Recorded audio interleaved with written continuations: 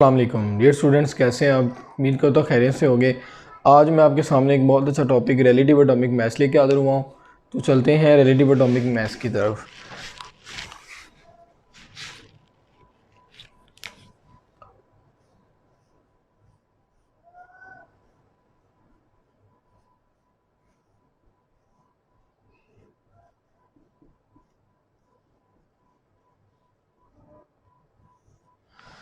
Relative atomic maths को discuss करने से पहले एक चीज़ का आपको पता होना चाहिए कि रिलेटिव एटॉमिक मैथ्स का असल मतलब क्या है। और हम लोग मोस्टली एटॉमिक मैथ्स की बात करते हैं, तो यहाँ पे हम रिलेटिव एटॉमिक मैथ्स ही क्यों ले रहे हैं। तो सबसे पहली बात ये है कि एटम्स जो हैं वो बहुत छोटे हैं। सब यानी इसकी वजह बता रहा हूँ कि हम रिलेटिव एटॉमिक मैथ्स क्यों ले रहे हैं as compare to atomic maths. तो atoms are too small,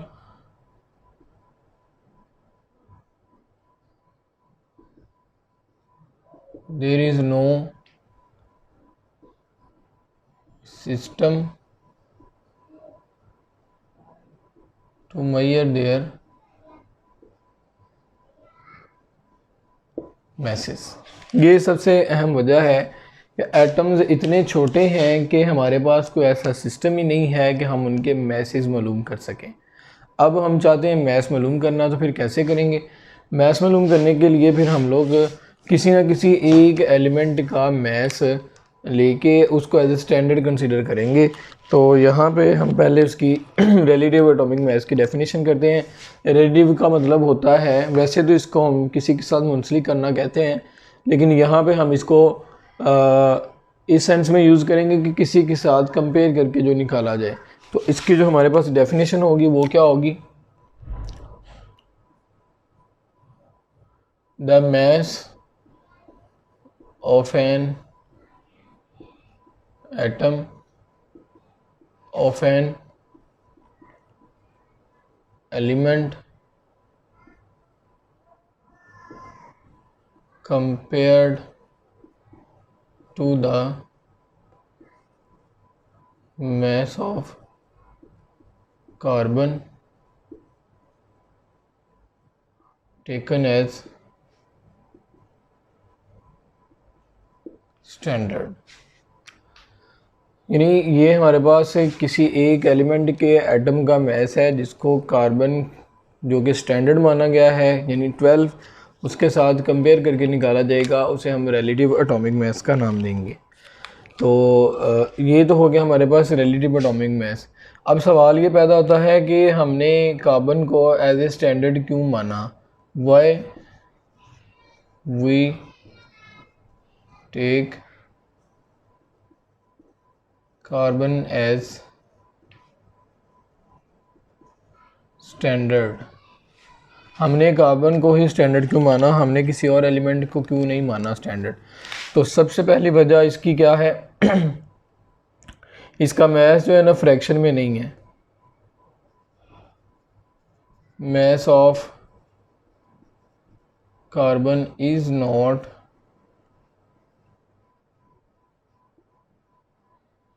fraction. इसका मैस फ्रैक्शन में नहीं है, पहली वजह इसकी ये वाली है। दूसरा, इट इज़ मोर स्टेबल, यानी ये सबसे ज़्यादा स्टेबल है।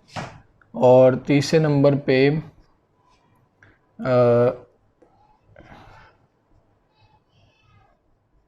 It exist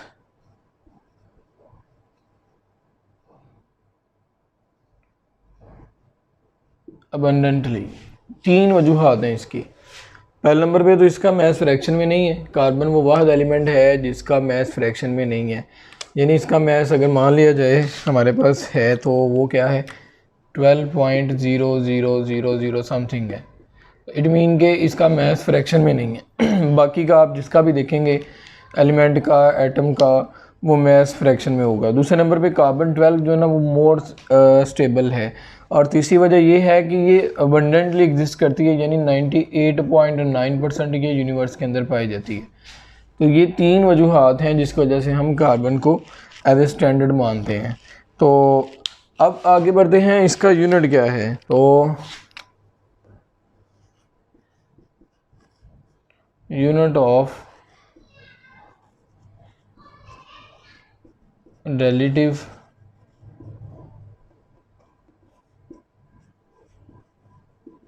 atomic mass। तो आपने याद रखना है कि इसका जो यूनिट है वो हमारे पास क्या होता है, AMU होता है। Its unit is AMU। ठीक है, AMU का मतलब क्या हुआ,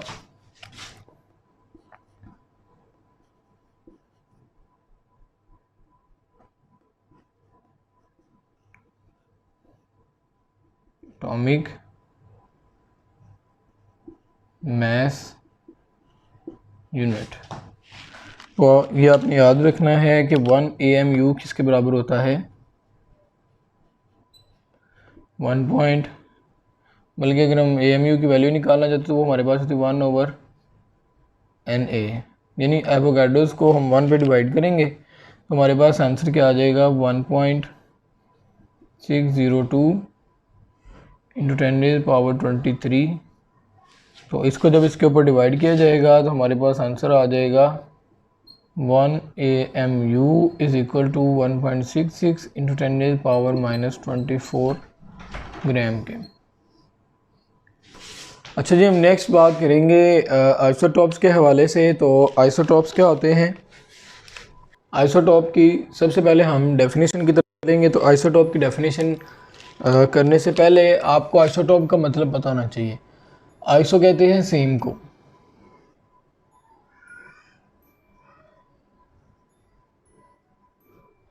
और जो वर्ड टॉप्स है इसका मतलब होता है पोजीशन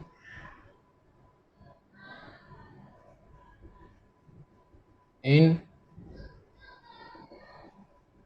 पीरियोडिक टेबल। यानी आइसोटॉप का फिर उमूमी जो मतलब हमारे पास निकलता है वो क्या है, पीरियोडिक टेबल के अंदर सेम पोजीशन। तो अब इसकी हम डेफिनेशन की बात करेंगे। तो डेफिनेशन हमारे पास क्या आएगी, the atoms of an element that have same atomic number but different mass number are called isotope. यानी हम डेफिनेशन के हवाले से भी अगर देखें तो वो एलिमेंट जिनके वो आइटम किसी एलिमेंट के जिनके एटॉमिक नंबर सेम होते हैं और मैस नंबर डिफरेंट होते हैं। आप लोग बड़े अच्छे से जानते हैं कि हमारे पास जो पीरियोडिक टेबल है वो एटॉमिक नंबर के बिहाफ पे है। यानी हम ये कह सकते हैं कि पीरियोडिक टेबल के अंदर इनकी चूँकि पोजीशन इस वजह से सेम है कि इनके एटॉमिक नंबर सेम है। अब बात करते हैं आइसोटॉप के साथ कुछ और भी टर्म्स समटाइम बोली जाती हैं। जैसे हमारे पास आता है जी isobars.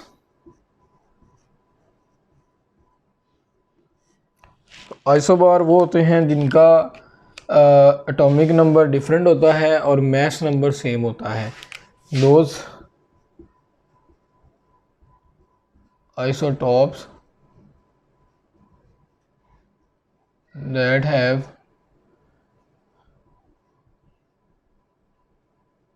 different atomic number but same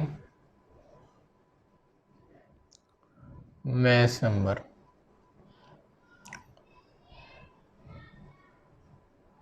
are called as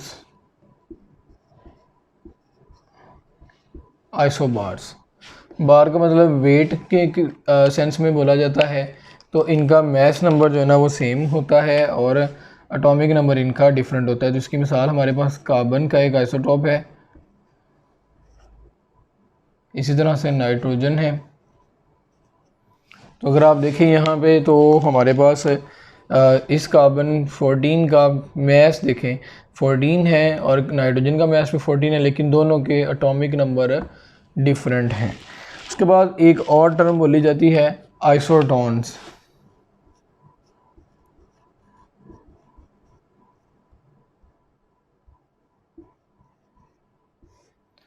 isotone याद रखेंगे वो एलिमेंट हैं या वो एटम हैं जिनका एटॉमिक नंबर डिफरेंट होता है और इनके न्यूट्रॉन सेम होते हैं। दोज isotopes that have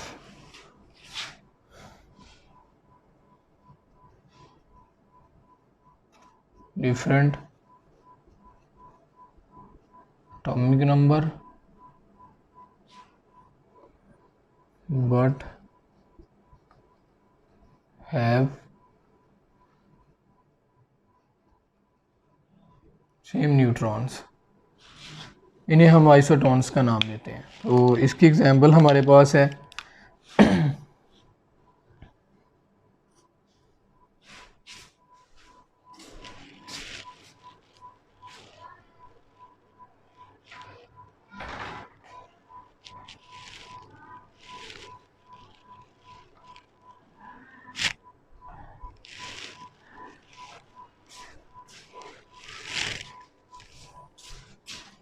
इनकी एग्जांपल के हवाले से सिलिकॉन,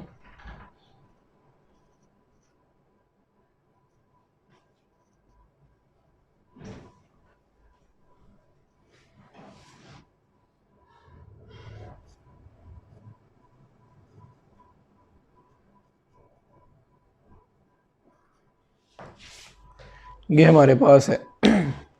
इनके अब एटॉमिक नंबर सेम है, सॉरी इनके न्यूट्रॉन इनके अंदर सेम है, लेकिन जो बाकी मेंबर चीज़ें हैं जैसे कि मैथ देखें, एटॉमिक नंबर देखें, ये डिफरेंट है। तो ये हमारे पास आइसोटोन्स कहलाते हैं। तो हम बात कर रहे थे आइसोटॉप्स के हवाले से, तो हम आइसोटॉप को फर्दर डिस्कस करते हैं। तो आइसोटॉप्स के बारे में दो चीज़ें आपने याद रखनी हैं। आइसोटॉप्स की केमिकल प्रॉपर्टीज़ यानी इनके अंदर सिमिलैरिटीज़ क्या होती हैं। पहले नंबर पर तो हम इनकी सिमिलैरिटीज़ देखते हैं।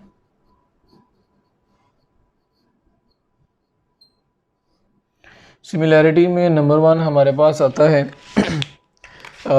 इनकी केमिकल प्रॉपर्टी सेम होती हैं आइसोटॉप्स की।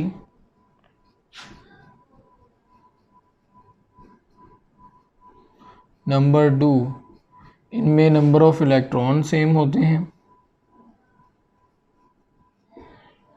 नंबर 3 इनके अंदर एटॉमिक नंबर सेम होता है।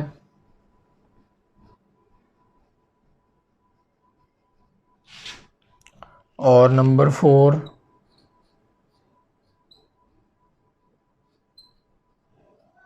पोजीशन इन पीरियोडिक टेबल, यानी इनकी पीरियोडिक टेबल के अंदर जो पोजीशन है वो क्या होती है, वो भी सेम होती है। ये 4 चीज़ें इनके अंदर कॉमन होती हैं, यानी इनकी केमिकल प्रॉपर्टी सेम होती हैं आइसोटॉप्स की, इनके अंदर नंबर ऑफ इलेक्ट्रॉन सेम होते हैं, इनका एटॉमिक नंबर सेम होता है और इनकी पोजीशन पीरियोडिक टेबल के अंदर भी सेम होती है। ये इनके अंदर सिमिलैरिटीज़ हैं आइसोटॉप्स के अंदर। अब हम इनके अंदर डिफरेंसेस की बात करते हैं। अगर हम डिफरेंसेस की तरफ चलें तो हमारे पास डिफरेंसेस में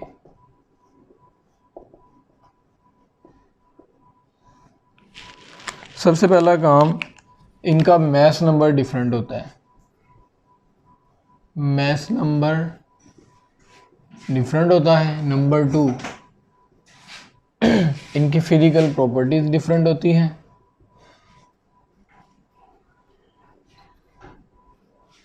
नंबर 3 इनकी हाफ लाइफ डिफरेंट होती है।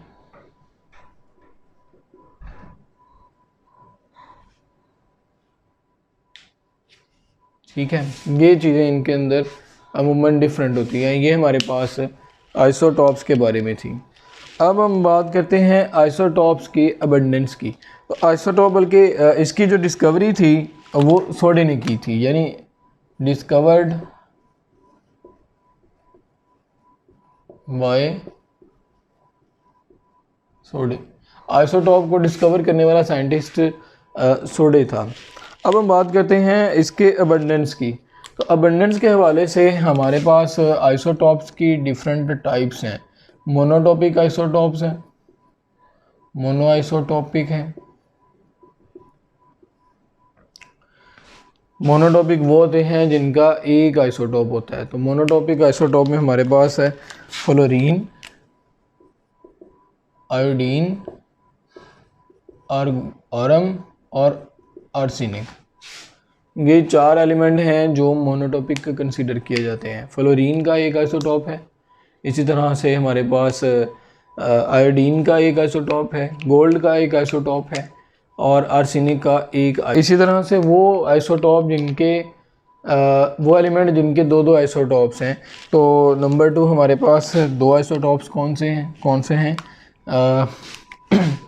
यानी जिनके आइसोटॉप 2 होते हैं।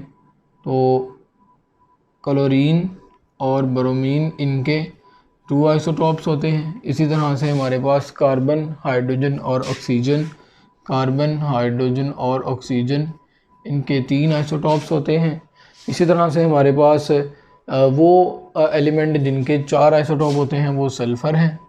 सल्फ़र के हमारे पास 4 आइसोटॉप होते हैं। इसी तरह से निकल के 5 होते हैं, कोबाल्ट और पैलेडियम। निकल के 5 होते हैं, कोबाल्ट और पैलेडियम इनके 6 आइसोटॉप होते हैं। ये आपने अच्छे से याद रखना है, ठीक है। जबकि जो सिल्वर है हमारे पास टिन के 11 होते हैं और हमारे पास सिल्वर है Ag, इसके 16 आइसोटॉप्स होते हैं। ये कुछ अबंडेंस हैं जो आपने अच्छे से याद रखनी है। अच्छा, एक और अहम बात, आपने इनके अबंडेंस की तरफ चलना है। तो अबंडेंस में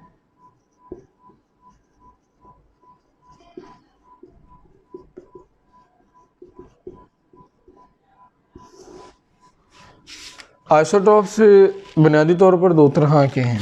एक हमारे पास है नेचुरल और दूसरे हैं आर्टिफिशियल।